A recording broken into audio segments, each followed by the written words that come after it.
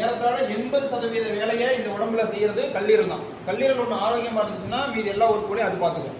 அந்த கல்லீரல் ஆரோக்கியம் பார்த்துக்கிறதுக்கு இந்த லிவர் டேப்லெட். யாரெல்லாம் தண்ணி அடிக்கிறாங்களோ, யாரெல்லாம் தம் அடிக்கிறாங்களோ அவங்களுக்கு மட்டும்தான் கல்லீரல் டேமேஜ் வரும்ன்றதெல்லாம் இல்லை.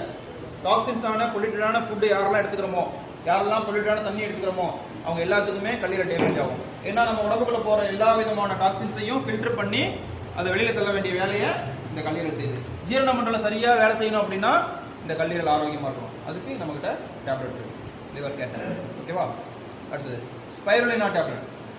உடம்புல சத்தே இல்லை, புரதச்சத்து இல்லை, சாப்பிட முடியல. ஒரு சில பார்த்தீங்கன்னா சாப்பிட்றதுக்கு டைம் இல்லை, எனக்கு அவாய்ட் பண்ணுறோம், ஃபுட் அவாய்ட் பண்ணுறோம். அப்போ பாடிக்கான தேவையான எனர்ஜி கிடைக்காது. அந்த எனர்ஜி கொடுக்கறதுக்கு இந்த ஸ்பைருலினா டேப்லெட்.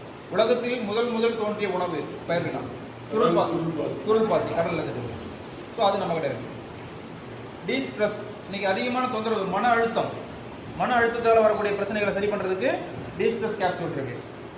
சுகர், வீட்டுக்கு வீடு இன்னைக்கு சுகர் இல்லாத பேஷண்ட் வீடே இல்லைன்ற அளவுக்கு ஆகிப்போச்சு.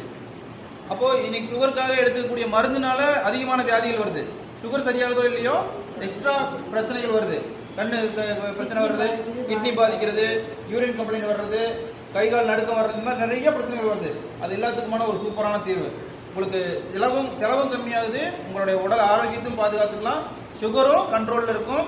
இன்னும் சொல்ல போனால் சுகர்லேருந்து நீங்கள் வெளியிலேயும் வர்றதுக்கான வாய்ப்புகள் இருக்குது. சரியான முறையில் பயன்படுத்துங்க. டயகேர் டேப்லெட். கைனோகேர், மாதவிடாய் சம்பந்தப்பட்ட பிரச்சனைகள். சரியாக 28 நாளைக்கு ஒரு தடவை பீரியட் ஆகலை, அதிகப்படியான ரத்தப்போக்கு, வலி அதிகமாக இருக்கிறது, பீரியடு வந்து 15 நாளைக்கு ஒரு தடவை ஆகிறது, இந்த மாதிரி நிறைய கம்ப்ளைண்ட்டுக்கு இந்த கைனோகேர் டேப்லெட். சொரியாசிஸ், ஸ்கின் சம்பந்தப்பட்ட பிரச்சனை. நம்ம உடம்புல ஸ்கின் ஒரு சொரிச்சல் வருது இல்லையா, சொரிச்சல் சும்மா சாதாரண இச்சிங்காக இருந்துச்சுன்னா அது பிரச்சனை இல்லை. கண்டினியூஸாக சொரிஞ்சிட்டே இருப்பாங்க, காலில் எல்லாம் பார்த்தீங்கன்னா சொரிஞ்சிட்டே இருப்பாங்க. ஒரு சிலருக்கு அந்த கை, இந்த மூட்டுகள், கால், இந்த இடம், பின்னாடி எல்லாம் பார்த்தீங்கன்னா பயங்கர அப்படியே செதிலாக இருக்கும். அது வந்து சொரியாசிஸ் சொல்லுவோம். ஒரு பாயில் படுக்க வச்சு எடுத்தீங்கன்னா கொட்டிங்கன்னா அந்த அப்படியே ஸ்கின் வந்து பார்த்தீங்கன்னா செதில் கொட்டின மாதிரி வரும். அந்த மாதிரியான கம்ப்ளைண்ட்டுகள்லாம் கூட நம்மகிட்ட ஒரு அருமையான தீர்வுக்கு சொரினா டேப்லெட். அடுத்தது பைல்ஸ் கேர் டேப்லெட். இன்னைக்கு அதிகமான பிரச்சனை, பைல்ஸ் பேஷண்ட் நிறைய இருக்கிறாங்க. மூலவியாதி.